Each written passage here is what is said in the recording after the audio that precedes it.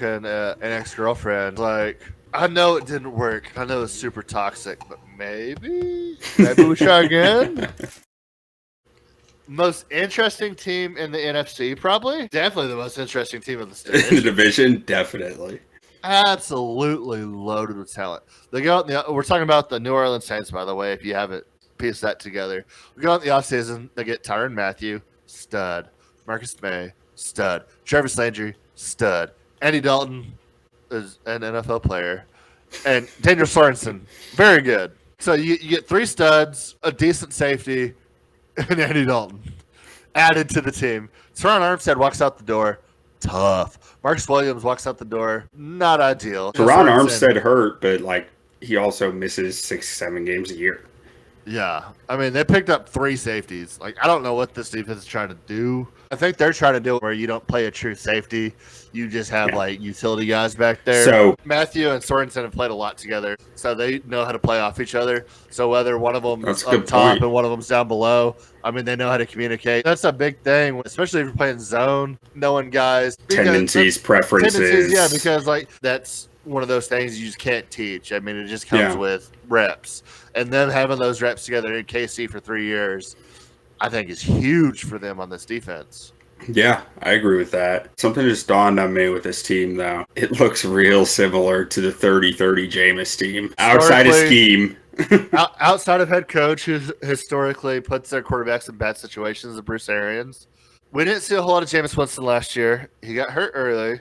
He was playing well. He wasn't the Jameis Winston. He was very reserved, throwing 12 passes a game, couple hundred yards. 4 touchdowns a game. Yeah, when he got hurt, he was on pace for like 58 touchdowns and 1,400 yards. Astronomically low amount of yards with 58 touchdowns. I am so excited to see what he does in this offense. Okay, so Michael Thomas, I don't know what to do with my hands. It's a Ricky Bobby situation. But, okay, let's throw Michael Thomas out of the equation and look at this receiving core with like Chris Olave, Jarvis Landry, Alvin Kamara. I mean, Alvin Kamara is every bit of a receiver as he is a running back. I'm assuming he's going to play. We haven't heard much about his situation that happened in Vegas, but I feel like we would have heard something by now if it was as bad as it seemed at the time. So I'm assuming Kamara is going to play. Still got Traquan Smith, Marquez Callaway. Yeah, they're absolutely loaded. Well, let's look at the schedule for a second. Atlanta, winnable game. Tampa Bay, week 2. Don't know. Carolina, very winnable. Minnesota, very winnable. Seattle, very winnable. They've whipped up on Tampa though at home. That's what I'm saying. This team could start the year 5-0 pretty easily, historically speaking, assuming they beat Tampa. And if they lose to Tampa, this team should very easily start 4-1, bare minimum. Yeah. And they have Arizona week 7. They have the Rams, inevitable. I mean, the rest of their schedule is pretty inevitable, and it's a grind going down the stretch.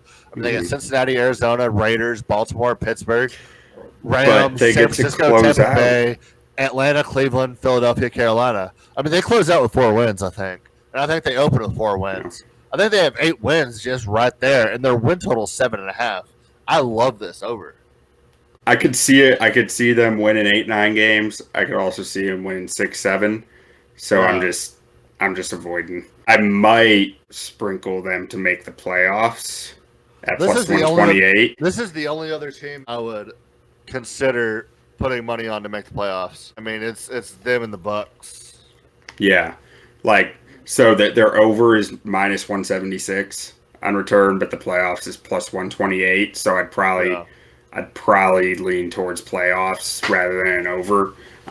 Just because of that return. I mean, this is just one of those teams that you look at it on paper, everything is there. It's all a Jameis. Mm-hmm.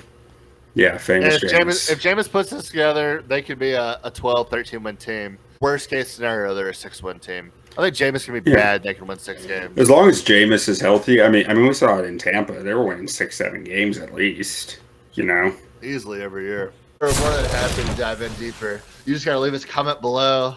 Like and subscribe. Let us know what you want to hear, and we may give you an individual shout out and maybe argue your one specific point. If you're like, this dude don't know what he's talking about, I'll debate anybody on that. Like, subscribe, give us a comment, and don't forget, don't sleep on the Lions. Don't do it.